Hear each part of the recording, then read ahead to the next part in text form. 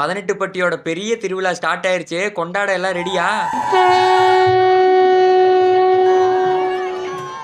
இந்த தேர் திருவிழா தைப்பூசத்துல இருந்து தொடர்ந்து 3 நாள் எங்க ஊர்ல நடக்கும். சுத்தி இருக்க 18 பட்டிக்கு இதுதான் தேர் திருவிழாங்கிறதுனால பக்கத்து ஊர் சொந்தங்களும் இங்க இருந்து போன சொந்தங்களும் திருப்பி தேர் இழுக்கிறதுக்காக வருவாங்க. குறிப்பா இளைஞர்களும் குழந்தைங்களும் தான் தேர் இழுக்கிறதுல அவ்வளவு ஆர்வமா இருப்பாங்க. தேர் இழுக்கிற அன்னைக்கெல்லாம் யாருமே வீட்டுல இருக்க மாட்டாங்க. வயசானவங்க கூட தேரை பக்கத்துக்கு வந்துருவாங்க. அன்னைக்கு நைட்லாம் எல்லாரும் கோயிலுக்கு போறது, பொம்மை வாங்குறதுன்னு கோலாகலமா நைட் எல்லாம் சூப்பரா இருக்கும்.